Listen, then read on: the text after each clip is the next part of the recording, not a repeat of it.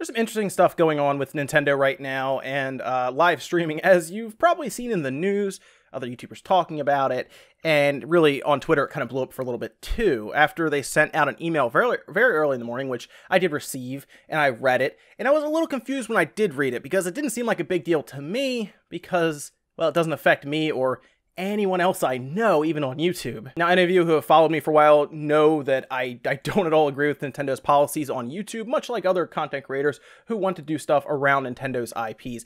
I understand why they do it. I just don't like they do it, mostly because, well, no one else really does. Now, if you don't know, Nintendo generally claims any video that uses their IP, their intellectual property, Mario, Zelda, Metroid, anything that they claim to be theirs 100%, keep in mind, it needs to be theirs 100% because there are a lot of things that they don't claim that you figure they might. For example, they don't claim Pokemon. Pokemon is not 100% theirs, so they don't claim it. The new Mario Rabbids game that came out on the Switch, they don't claim because Ubisoft has a hand in it. It's interesting, but they don't claim every single thing, even if it appears to use their IP, so keep that in mind as well as we go forward here. Now, what happens is, generally when you do a video, you put it up, and then it'll get claimed because YouTube's algorithm will automatically detect things like music or images or anything like that. Not really images, more extended video. So if you're playing a game like, say you're playing Breath of the Wild, if you have extended gameplay sessions, it will detect it, and then it will automatically claim it,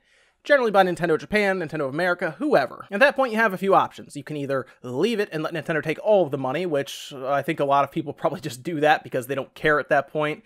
But there's something else you can do. You can sign up for the Nintendo Creators Program, which is a program that's caught a lot of flack, obviously, because they're still taking chunks of money from you. What you do is you can either submit a video or you can link your entire channel to this program, which is something that I don't know why anyone would, because the amount of money that you get, that's a difference from either one, doesn't make sense to really put your whole channel there, because that means they'll claim every single video you put up and they get money from everything you do, even if it doesn't use Nintendo's, really, their IP. It's literally 60% if you just do videos, so you can just choose which videos you want to submit, or 70% if you are an entire channel linked to them. So to me, it makes no sense. I signed up as an option just in case I really want to do something Mario-based or, Zelda-based, and not have to worry about doing all these quick cuts and all this stuff.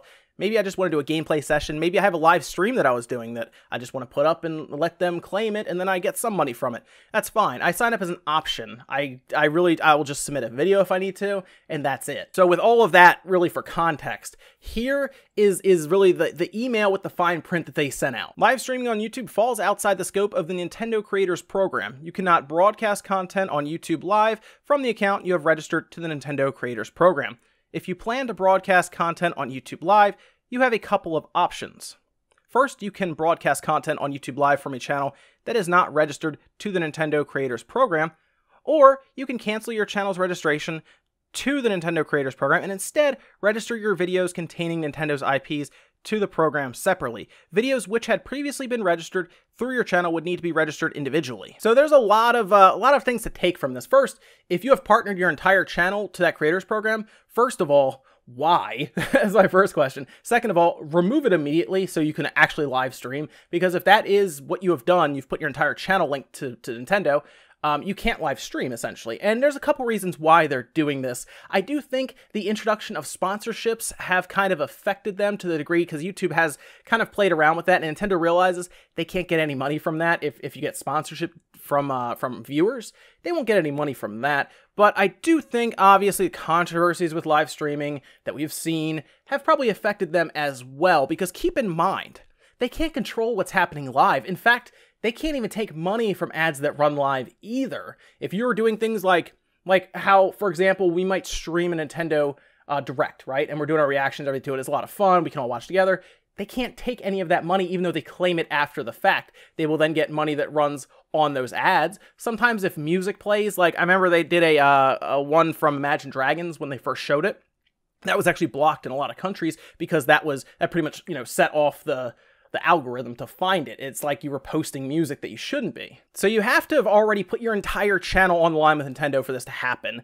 And most people I know don't. Game Explained, they don't have it. I remember on YouTube yesterday, they were like, I have no idea who this really affects, because who puts their entire channel on there? I mean, seriously, I've asked around and I can't find anyone who has done that. Usually they just do individual videos because you're not always going to use their IPs. For example, maybe you want to do like a channel update where you just talk to the camera. Why would they claim that and take money from it? So it makes no sense. The 10% isn't worth it, essentially. They also have an interesting bit of verbiage that you have to put in your videos if it's being claimed by their partnership program through Nintendo. So whenever you do a video like that, you have to put the following. I have a license to use Nintendo's content in this video through the Nintendo's Creators Program. This video is not sponsored or endorsed by Nintendo, but any advertising revenue from this video will be shared with Nintendo. I think that pretty much tells you most of what you need to know here. They can't control what goes on in a live stream, as we've seen, and really they don't want any part of what could potentially become controversial. They don't want some crazy thing to happen, right, on someone's channel while they're live streaming Mario or Zelda, or even the new Metroid. They don't want anything, they don't want to be associated with that at all. They can't control it. When you do the partnership, you have to submit your video, they go through it, there's a waiting process, and then they'll approve it yes or no. And while they want people to know that they're not associated, they'll still take the money, which is funny. But their IPs are worth a lot of money, and to a degree, I understand why they protect them as much as they do. It's just frustrating for creators, obviously, who put a lot of time in, and for the most part, spread the word of really different ways to look at their games, different ways to enjoy their games, right? Speedrunning has become massive. People are still playing old versions of, you know, Link to the Past and Ocarina of Time just to speed run them, something that most people wouldn't really get into now if it wasn't for YouTube and people watching other people's speed runs. So don't worry too much about what you're seeing there. It's not going to affect really anyone. It's not going to affect me. It's not going to affect GameXplain, IGN, no one. It doesn't matter. We can all still live stream Nintendo games. And really, any of the live ads that play during that still make that creator money. It does. It's just, don't expect to see a lot of live streams posted up afterwards because Nintendo usually attacks those pretty fiercely at this point. But any of the big headlines you're seeing, Nintendo blocking live streams, not correct, not true really, because you can even cancel your membership with them pretty easily and then just submit individual videos. Again, if you're partnered with them for your entire channel, why? Don't do that. Get away from there and just submit videos as you need to. They even have an entire whitelist you can look down that tells you which games are a part of it that you would have to submit for. I more so hope that they eventually come to the realization that outlets like YouTube is very good for business, right? Very good for business. I get why they want to protect their IPs, but I wish at some point they would partner more with channels in the future that are large enough to where they don't really take any cuts of revenue from them, but they understand that that channel is not going to do crazy stuff on camera. They'll act professionally, essentially, right? One of the reasons I've kept this channel as professional and clean as I can is because I hope one day bigger companies like, I don't know, Microsoft, even Sony, Nintendo, EA, Activision, somebody